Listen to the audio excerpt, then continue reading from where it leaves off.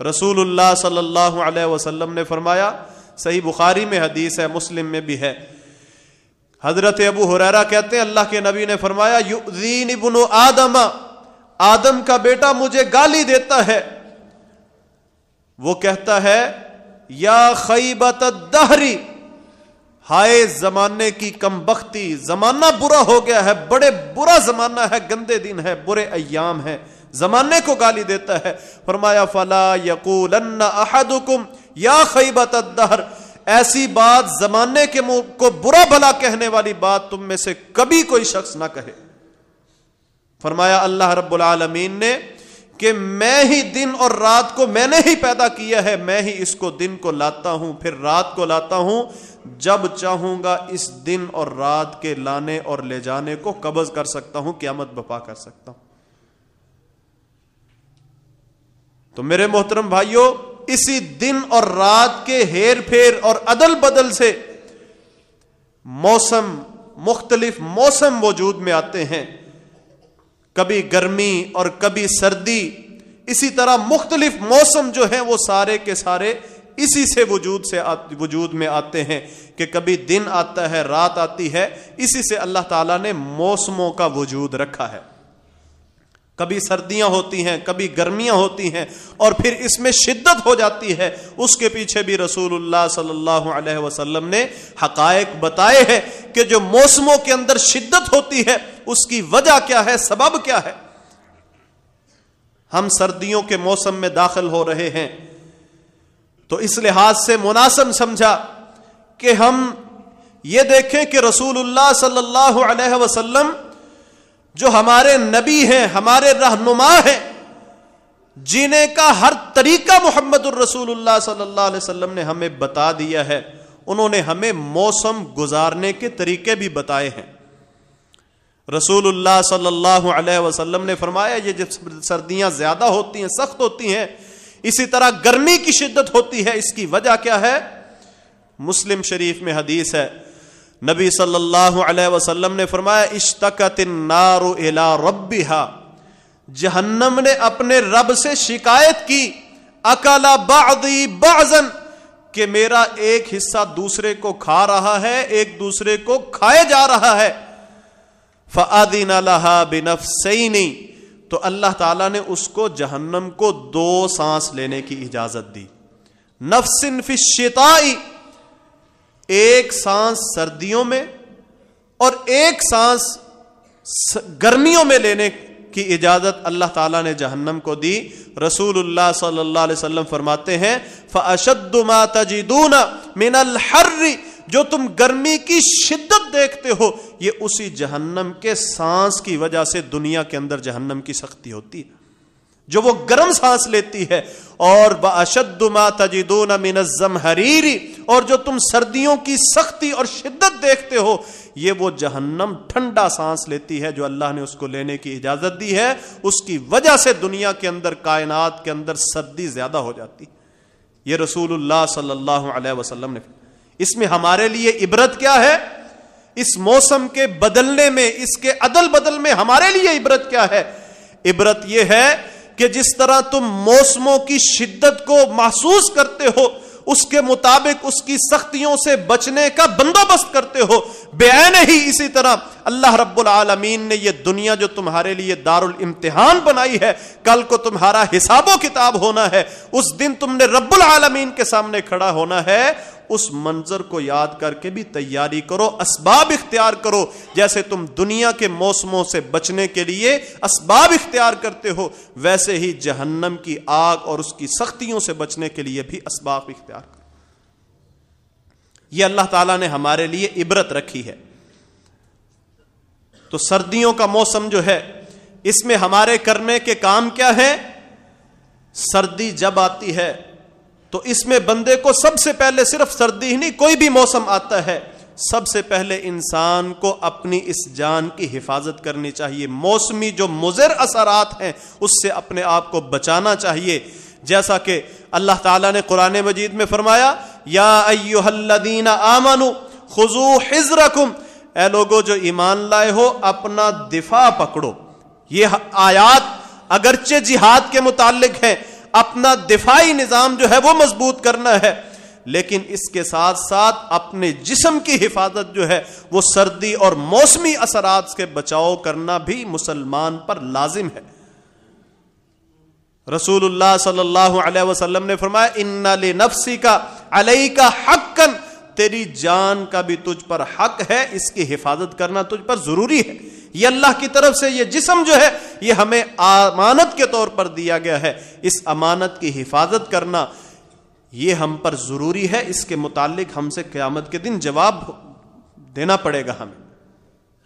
تو سب سے پہلے سردی کے مضر اثرات سے بچنے کے لیے احتیاطی تدابیر جو ہیں ان کو اختیار کرنا ضروری ہے۔ اسی طرح اس کے ساتھ ساتھ پھر سردی کا موسم جب آتا ہے تو انسان کو چاہیے کہ سردیوں کے موسم میں مومن کے لیے یہ موسم بہار ہے۔ ابو سعید خدری رضی اللہ عنہ فرماتے ہیں کہ رسول اللہ صلی اللہ علیہ وسلم نے فرمایا الشتاء ربیع المؤمن، یہ سردیوں کا موسم جو ہے یہ مومن کے لیے موسم بہار کی حیثیت رکھتا ہے۔ آپ نے فرمایا اس کے دن جو ہوتے ہیں وہ چھوٹے ہوتے ہیں، قصور نہارہ فصام، اس کے دن جو ہوتے ہیں وہ چھوٹے ہوتے ہیں، لہذا بندے کو چاہیے اس موقع کو غنیمت جانتے ہوئے روزے رکھا کرے۔ وطال لیلہ فقام، اس کی راتیں بڑی لمبی ہوتی ہیں اس موسم کی، تو بندے کو چاہیے اس موقع کو غنیمت جانتے ہوئے قیام اللیل کا اہتمام کرے۔ عام ایک بندہ جب روزہ رکھتا ہے نفلی، اس کا اجر و ثواب رسول اللہ صلی اللہ علیہ وسلم نے فرمایا من صام یوما فی سبیل اللہ، جو صرف ایک روزہ اللہ کے لیے رکھ لیتا ہے، بعدہ اللہ وجہہ عن النار 70 خریفا، اللہ اس کے چہرے کو جہنم سے 70 سال کی مسافت تک دور کر دیتا ہے، صرف ایک نفلی روزے کا۔ تو یہ غنیمت ہے، چھوٹے دن ہے۔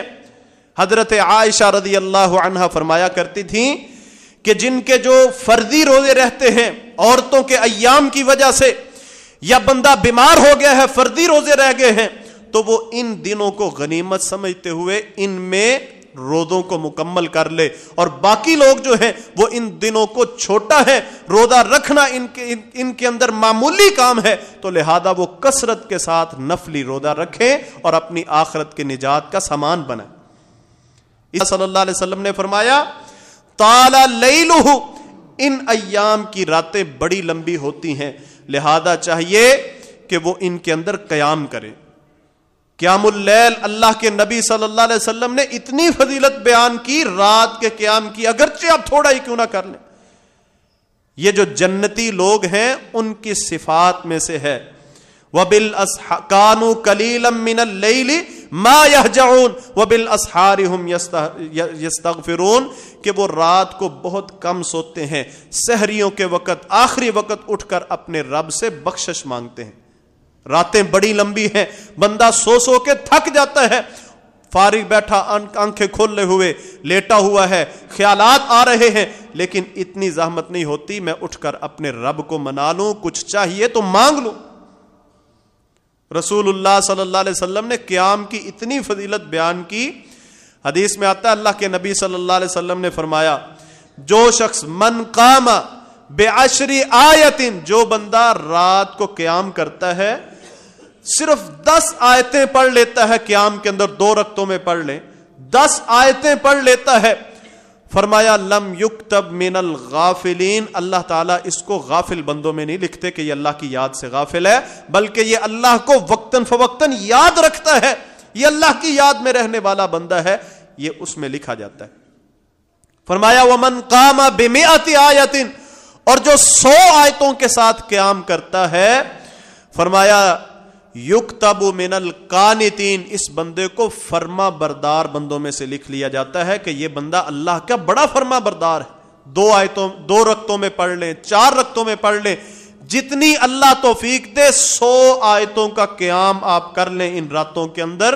عام معمول بھی یہ بنائیں، لیکن ان دنوں میں راتیں بڑی لمبی ہوتی ہیں، تو آپ صرف 100 آیتیں بھی اگر پڑھ لیں تو پھر اللہ تعالیٰ آپ کو اپنے فرما بردار بندوں میں لکھ دے گا۔ اسی طرح رسول اللہ صلی اللہ علیہ وسلم نے فرمایا جو شخص 1000 آیتوں کے ساتھ قیام کرتا ہے یہ بندہ تو کتب من المقنطرین، یہ خزانے لوٹ کر جو لے جانے والا ہے ان بندوں میں اس کو لکھ لیا جاتا ہے۔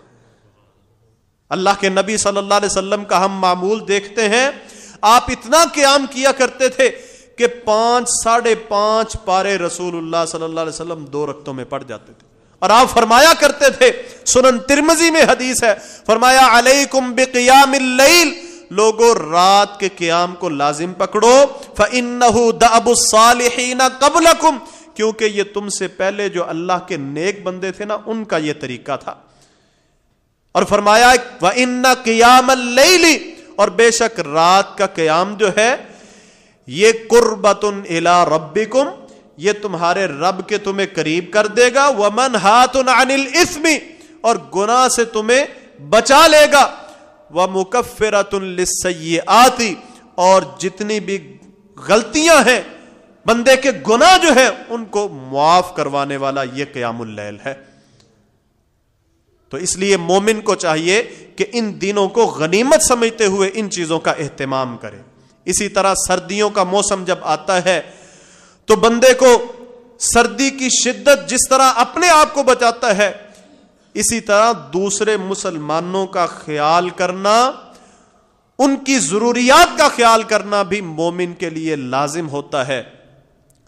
اللہ تعالیٰ قرآن مجید میں فرمایا کہ مومنوں کی صفات یہ ہیں وَيُطْعِمُونَ الطَّعَامَ عَلَى حُبِّهِ مِسْكِينًا وَيَتِيمًا وَأَسِيرًا، کہ وہ لوگوں کو کھانا کھلاتے ہیں، یہاں پر تو کھانے کی بات ہے، عموماً ان کی ضروریات کا خیال رکھتے ہیں، عَلَى حُبِّهِ، باوجود اس کے کہ خود اس کے وہ ضرورت مند ہوتے ہیں، خود چیزوں کی ضرورت ہوتی ہے، لیکن اس کے باوجود وہ مومنوں کے لوگوں کی ضروریات کا خیال رکھتے ہیں، مسکینوں کو دیتے ہیں، یتیموں کو دیتے ہیں، اللہ کے راستے میں خرچ کرنا ان کا شیوا ہوتا ہے، لوگوں کی ضروریات کا خیال رکھتے ہیں۔ رسول اللہ صلی اللہ علیہ وسلم اس معاملے میں بہت زیادہ آگے تھے۔ ایک عورت آئی رسول اللہ صلی اللہ علیہ وسلم کے پاس، مسلم میں حدیث ہے، آ کے کہتی ہے اللہ کے رسول میرے پاس یہ چادر ہے بڑی خوبصورت، یہ میں آپ کو تحفہ دینا چاہتی ہوں۔ اللہ کے نبی صلی اللہ علیہ وسلم نے اس چادر کو اس سے لے لیا، تحفہ قبول کر لیا۔ پاس ایک بندہ بیٹھا ہوا تھا، اس نے کہا اللہ کے رسول یہ چادر بڑی خوبصورت ہے۔ آپ نے فرمایا ہاں ایسے ہی ہے، بڑی خوبصورت ہے۔ فرماتے ہیں، کہتا ہے کہ اللہ کے رسول آپ مجھے دے دیں۔ آپ نے وہ چادر اتاری اور اس کو دے دی۔ پاس بیٹھے صحابہ کہتے ہیں اللہ کی قسم وہ چادر اس کی ضرورت خود رسول اللہ صلی اللہ علیہ وسلم کو بہت زیادہ تھی، اس کے باوجود دوسرے نے مانگی، اس کو فوراً دے دی۔ یہ ہے وہ احساس جو ایک مسلمان کے دل میں ہوتا ہے کہ میں اگر کوئی نعمت استعمال کر رہا ہوں تو میرا بھائی جو اس نعمت سے محروم ہے اس کو بھی یہ نعمت ملنی چاہیے۔ اگر میرے اندر یہ احساس نہیں ہے، میں اپنے مسلمان بھائیوں کی ضرورتوں کا خیال نہیں رکھتا، صرف آپ خود اپنی ضروریات کو ترجیح دیتا ہوں، اپنی ضرورتیں پوری کر لیتا ہوں، اپنے مسلمان بھائی، اپنے ہمسائے، اپنے ملک کے اندر رہتے ہوئے لوگ جو مسلمان ہیں جن کو یہ نعمتیں میسر نہیں ہیں کہ وہ موسمی اثرات سے اپنے آپ کو بچا لیں، ان کا خیال نہ رکھوں تو میرا ایمان ہی خطرے میں ہے۔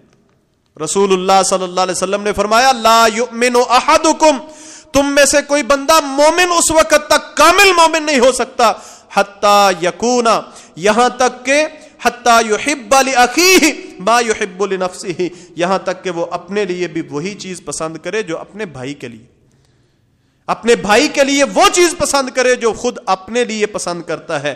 میں جا رہا ہوں بازار، مجھے جرسی جیکٹ کی ضرورت ہے، مجھے 10,000 کی پسند آ جاتی ہے، اس سے زیادہ پیسوں کی پسند آتی ہے، لیکن میں ساتھ ہی یہ خیال رکھتا ہوں میری ضرورت 2,000 سے بھی پوری ہو جائے گی، کیوں نہ میں اپنے دوسرے جو غرباء ہیں، اپنے دوسرے ساتھی، اپنے گھر کے اندر رہنے والے یا اپنے محلے کے رہنے والے، اپنے خاندان کے لوگ جن کو اس کی ضرورت ہے ان کے لیے بھی کیوں نہ خرید لوں۔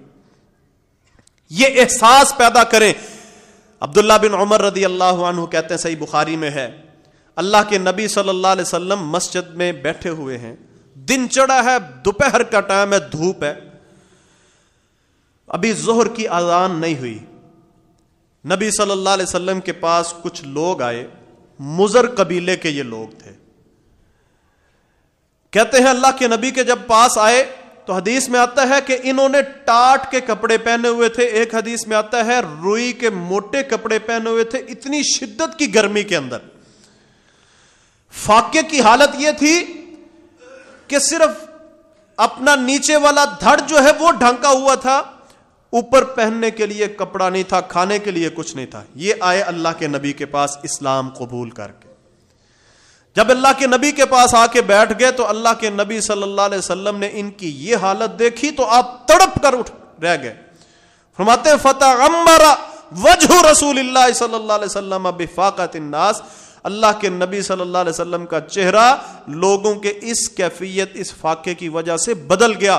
آپ اتنے بے چین ہو گئے، کبھی مسجد سے باہر جاتے ہیں ثم رجع، پھر واپس آ جاتے ہیں، پھر باہر نکلتے ہیں، پھر واپس آ جاتے ہیں. اتنے سخت حالات اللہ کے نبی صلی اللہ علیہ وسلم پر ہو گئے، بے چین ہو گئے کہ میں نے اچھے کپڑے پہنے ہوئے ہیں، میرے لوگ، میرے ساتھی مسلمان جو ہیں وہ ان حالات کے اندر ہیں. احساس تھا دل کے اندر. فوراً بلال رضی اللہ عنہ کو حکم دیا کہ ظہر کی اذان کے لیے، ظہر کی نماز کے لیے اذان کہیں. انہوں نے اذان کہہ دی، سارے لوگ اکٹھے ہو گئے.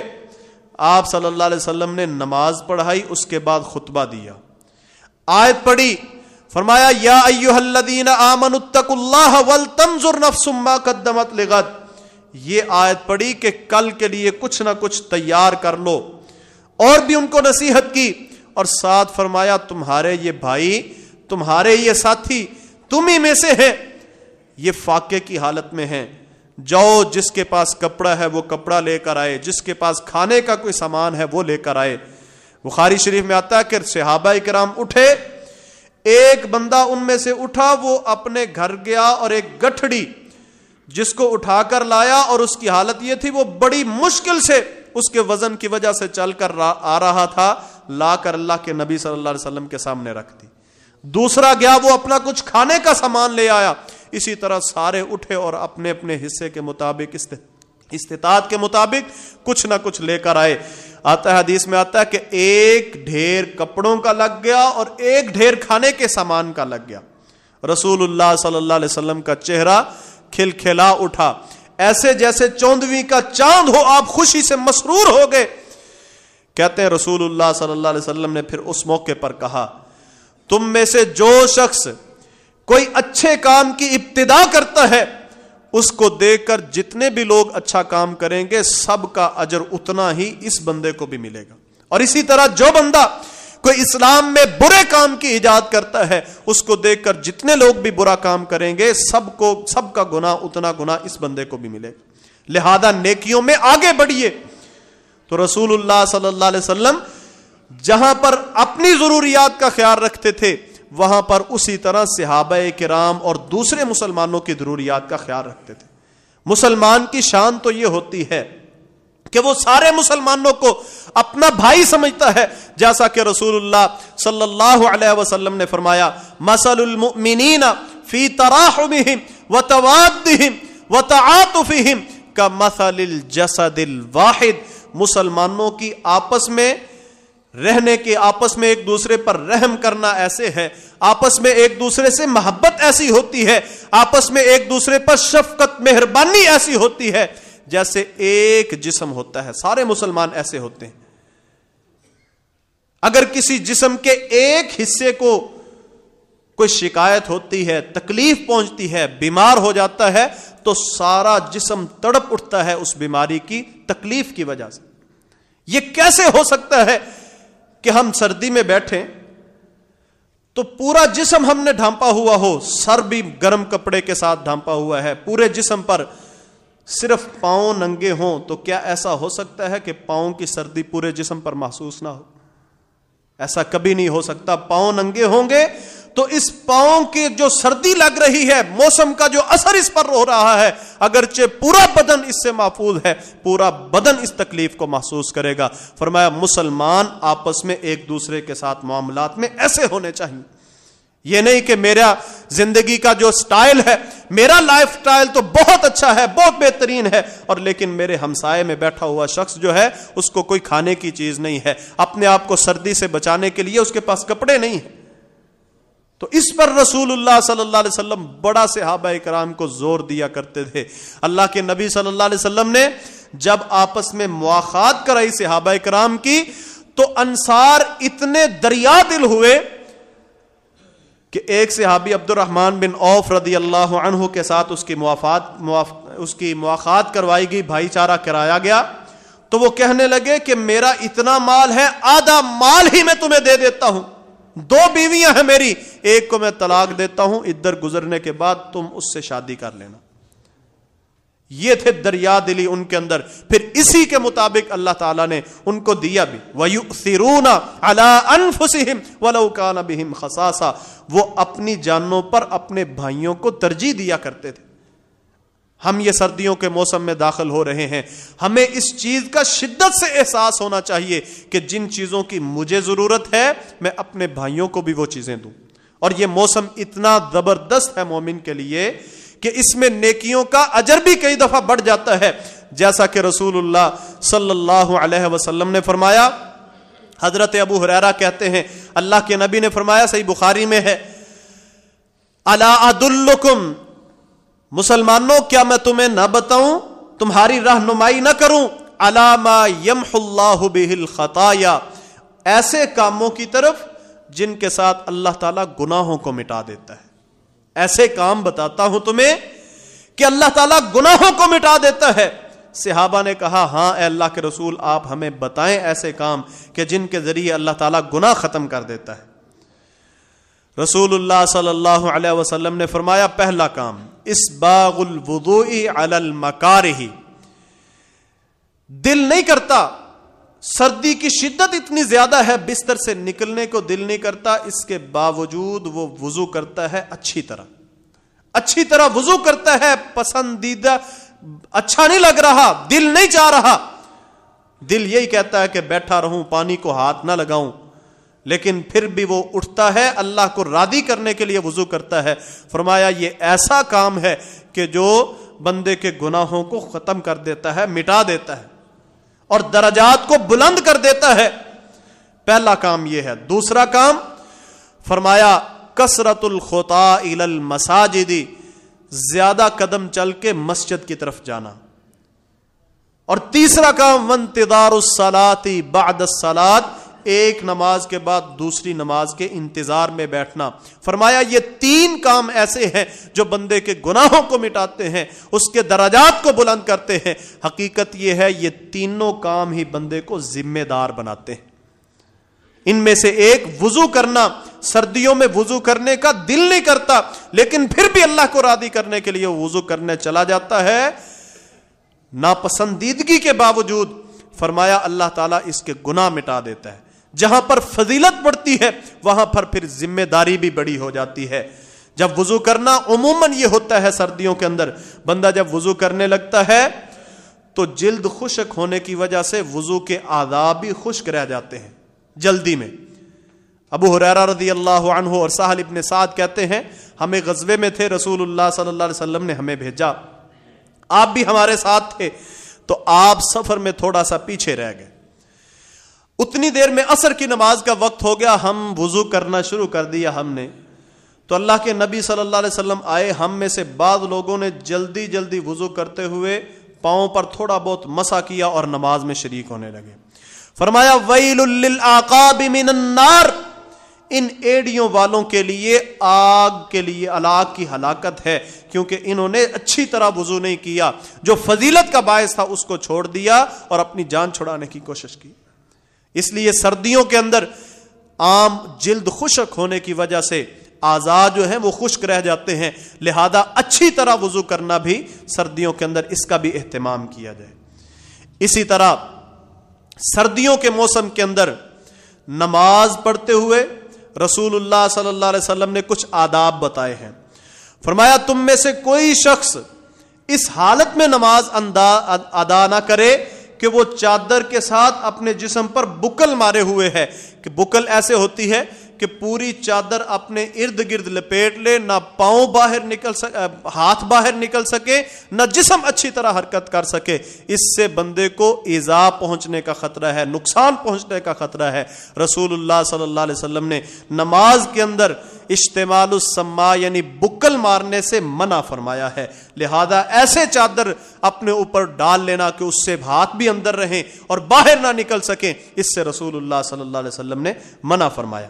ایسے ہی سردیوں میں انسان یہ بھی غلطی بسا اوقات کر جاتا ہے، نماز کے اندر اپنے چہرے پر چادر لگا لیتا ہے، چہرہ منہ ڈھانک لیتا ہے. رسول اللہ صلی اللہ علیہ وسلم نے نماز کی حالت میں منہ پر چادر اور کپڑا لانے سے منع فرمایا. تو ان چیزوں کا بھی اہتمام. اسی طرح سردیوں کے اندر بندہ جب رات کو سوتا ہے تو سردی کی شدت کو ختم کرنے کے لیے ہیٹر یا آگ کا استعمال کیا جاتا ہے. رسول اللہ صلی اللہ علیہ وسلم نے اس متعلق بھی احتیاط بتائی. فرمایا جب تم میں سے کوئی بھی شخص رات کے وقت سونے کے لیے آئے تو اپنے چولہے کی آگ کو ختم کر دے. اسی طرح اگر کوئی بھی آگ جل رہی ہو اس کو بجھا دے، کیونکہ چوہیا اس طرح کی چیزوں کو لے کر مکان اور چیزوں کو جلا دیتی ہے. رسول اللہ صلی اللہ علیہ وسلم نے اس سے منع کیا. ہیٹر چلتا ہوا، آگ چلتی ہوئی چھوڑنا اور اسی میں رات بسر کرنا، اس سے رسول اللہ صلی اللہ علیہ وسلم نے منع فرمایا. اسی طرح رسول اللہ صلی اللہ علیہ وسلم نے اور بھی کئی احتیاطیں بتائی ہیں جن کا اہتمام کرنا مسلمانوں پر ضروری ہے. سردی کے موسم میں اس چیز کا بھی اہتمام کریں کہ آپ سے کسی مسلمان کو تکلیف نہ ہو. رسول اللہ صلی اللہ علیہ وسلم نے فرمایا المسلم من سلم المسلمون من لسانہ ویدہ. کامل مسلمان تو ہوتا ہی وہ ہے جس کی زبان اور ہاتھ سے دوسرے مسلمان محفوظ ہوں. ہر بندے کی طبیعتیں مختلف ہیں. کسی کو سردی کم لگتی ہے، سردی کے موسم میں بسا اوقات اس کو گرمی لگنا شروع ہو جاتی ہے، تو اس کو یہ چاہیے کہ وہ صرف اپنا نہ سوچے، باقی رہنے والوں کو ان کا بھی خیال رکھے، کہیں میری کسی حرکت کی وجہ سے، کسی کام کی وجہ سے دوسروں کو تکلیف تو نہیں ہو رہی. پنکھا چلا لیتے ہیں تو ایک پنکھا ایک بندے کے چلانے کی وجہ سے باقیوں کو تکلیف ہوگی. اسی طرح سردی میں دروازہ کھلا چھوڑ دینا. اسی طرح مسجد میں یا گھر کے اندر گیزر کا گرم پانی کا استعمال ہے تو ایک ہی بندہ جا کے سارا پانی ختم کر دے اور باقیوں کے لیے تکلیف کا سبب بنے، اس سے بھی اللہ کے نبی صلی اللہ علیہ وسلم نے منع فرمایا ہے. ان چیزوں کا ہمیں خیال رکھنا چاہیے سردیوں کے موسم میں، اور عبادات میں آگے بڑھنا چاہیے جیسا کہ رسول اللہ صلی اللہ علیہ وسلم نے اس موسم کو، سردیوں کو مسلمان مومن کے لیے موسم ربیع قرار دیا ہے. تو ہمیں حقیقی معنوں میں اس کو اپنے لیے بہار کا موسم سمجھنا چاہیے. راتوں کو کچھ نہ کچھ 2 رکھتے 4 رکھتے، ضروری نہیں کہ آپ پچھلی رات ہی اٹھیں. رات کی عشاء کے بعد اگر آپ کو رات نیند جاگ نہیں آتی تو عشاء کے فوراً بعد ہی ان نوافل کا، تہجد کا اہتمام کریں. حضرت ابو ہریرہ اور 1-2 اور صحابہ اللہ کے نبی صلی اللہ علیہ وسلم کے پاس آتے ہیں، کہتے ہیں اللہ کے نبی ہم رات کو دن کو پڑھتے ہیں، سارا دن حدیث یاد کرتے ہیں، رات کو بسا اوقات اٹھ نہیں سکتے. فرمایا جب تم نماز پڑھو عشاء کی اس کے بعد ہی قیام اللیل کر لیا کرو، یہ بھی کافی ہے. اللہ تعالی ہمیں سمجھنے کے توفیق عطا فرمائے، شریعت کے مطابق ہمیں زندگی بسر کرنے کی توفیق عطا فرمائے. اقول قولی ھذا استغفر اللہ لی ولکم ولسائر المسلمین.